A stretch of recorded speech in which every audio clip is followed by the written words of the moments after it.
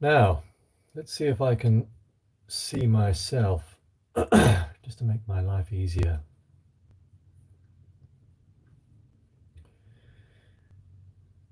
Then I might be able to see your questions. Here we are.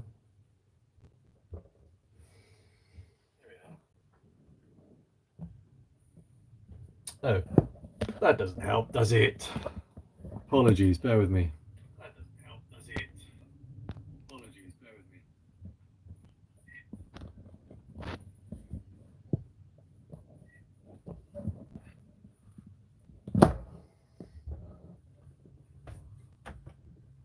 Right. What's interesting actually, now seeing myself on the computer, it does tell me how terrible our Wi-Fi signal is here.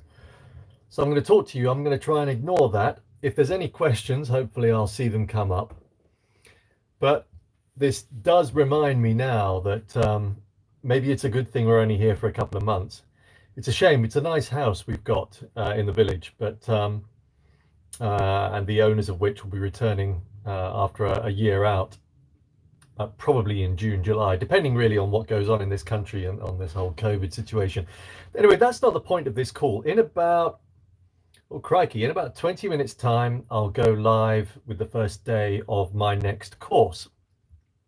This is the one that I mentioned to you guys last week in my somewhat shattered, tired state. And I have to say, I'm going to be totally honest with you now. Only now today do I feel back to normal.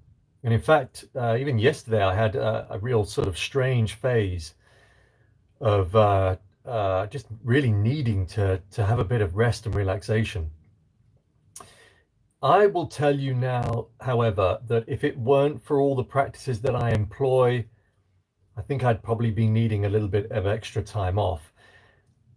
And also, I think it's worth me stating now that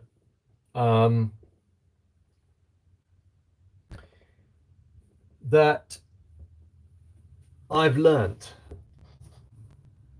many things. Well, as you know, my whole journey is a case of learning, isn't it? As I evolve, so will you, and that's not ever done from an arrogant perspective. It is purely a statement by which I know that every time I'm exploring something new, trying something new, if it works, great. If it doesn't, then I learn. This last week, I've definitely learned, but I know I've made similar mistakes in the past, similar mistakes where I've pushed myself. So maybe that's the thing. I am very much aware that by forcing it, as I've mentioned to you in videos before, is never a good move. Pushing yourself can work, but you've got to know your limits. And maybe that's the point. Maybe I still don't know my limits, because last week I definitely pushed it beyond. Anyway, the real point of this video is a very quick one now, with what, almost quarter of an hour to go before my live webinar on my course. And it's one that I do talk about a little bit on the course, and that is the whole idea of surrendering. Quite often you get people in the wellness sector that will state all you've got to do is just to surrender to what is. You've just got to go with the flow. But it's not as easy as that, is it? You need to employ a number of practices. You need to have gone down a bit of a path before you're ever able to surrender to what is. And I'm going to give you a really good example last week of us doing that. And therefore, by doing that, not letting the poo that's hitting the fan affect us psychologically. So the state at which I got to by the end of the week was one of really just a significant drain on my energy, mental and physical energy. And it took a final acceptance of the need of rest and relaxation for me to finally start the healing phase, as it were. Obviously, I coupled that with various bits of breath work. I looked at my nutrition. I employed various different meditative practices in order to get back into the flow that I've been in now for some time. And much of those practices I'll talk about to the group that are on my course. And just as a quick aside, so obviously I did those videos on Thursday and Friday, really admitting to you lot that I hadn't remembered to promote my course. I'd forgotten that I had it started today. And that really is a really good indication, isn't it? It's a good indication of where my mind was at. It had gotten so overloaded with the detritus that I'd collected throughout the days and weeks leading up to last week, that my mind was no longer working as efficiently as it had been and normally does, and has been now for some time.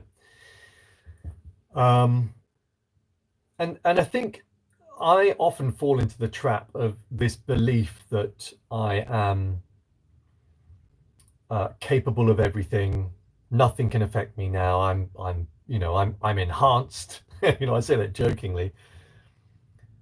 But of course, the ups and downs in life, whilst normally I can ride, and I have this, those ups and downs that were once really big, contrasting experiences. Now I seem to be able to ride a nice, common sort of middle flow with, as you know, moments of excitement, because I do get excited quite a bit. In fact, people on the course will have to prepare for that. There are some days when I'm just in a totally excitable mood, and they may need to say, Dave, can you just rewind a bit and tell me that bit again, because you've told me far too much. That's one of the other things that I've still yet to learn. But one of the things, let's get back to that now. This whole surrendering is what we did last week. So if you imagine the house move occurred, but prior to that, there was this build up. We didn't know when it was going to happen. Then it was booked for a certain day. And then that day suddenly had to be cancelled. People in the housing chain were having issues. Then our bank weren't giving up the information that the solicitors needed. There was just these multitude of issues. And then on the day, as I said in the video that I did on that day, when I turned to a nootropic for energy and help, we still didn't have a removal company to help us. But rather than succumbing to what could have been a very stressful situation, and as soon as you succumb to that kind of thing, obviously your mind is then moved to that irrational part of the brain. It no longer thinks and acts in a rational way. It means that you're no longer able to deal with problems.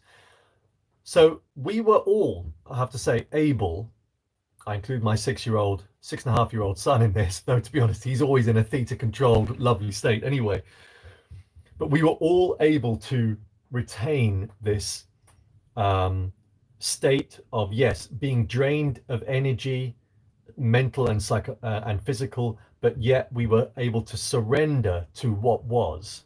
In other words, not move into that panic mode of what the hell are we going to do now? And all of a sudden, things just started to fall into place. And there were a number of other issues, I have to say, because there always are when you move a house. There were a number of issues, including, I have to say, the fact that my old Jeep was still in the garage, and I couldn't get it out of it because a new battery wasn't getting it going. Nothing was getting it going. So yeah, I had to solve that problem. Now I realize, let's pause this for a second. I realize all of this is first world problems, isn't it?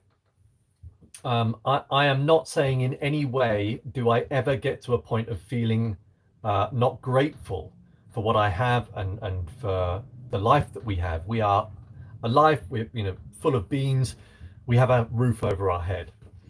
But what happened last week could have been incredibly stressful. It took a drain on my energy, but I didn't get to a point where my mind had been altered negatively to a point where I was incapable of solving problems. And that, I think, is because we were able, both my wife and I, to surrender to what was, to deal with what we could deal with, and to keep moving forwards with solution focused, problem solving, psychological decision making. So there we are. It is now 1:49. In 10 minutes, I will be going live. What's good actually about this course is I tend to stick to a very fine vein of understanding what I'm going to do each time I do these webinars.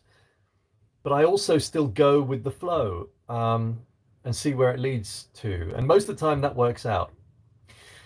As a last point, we've now got, I say we, myself and somebody else are collaborating now on a future course. So there's going to be an enhanced version of the one that I'm doing now. And then there's going to be a beefier version after that. Everything that I've learned over the last few years will be boiled down into these courses, and I'll be able to pass them on to you. Much of which I think will be of help, because it's of help to me. It's helped me get to the point to where I am now. I think that's it. I probably need to have a little bit of water before I start my webinar. Thanks for watching. If you are able to get to a point where you can surrender to the problems that you have, you will find it easier to solve and come up with solutions, rather. It's not always easy to do that. And I think it takes practice, and I think it takes regular methods, i.e. every day, of methods that work on calming your mind, on improving the blood flow, on giving you small bouts of stress. I have to say that's probably partly the solution to this, isn't it? We now know small bouts of stress are good for you. You don't want to get to a point of chronic stress, prolonged stress, because that will cause you a fair bit of illness. Small bouts of stress cause adaptation and change.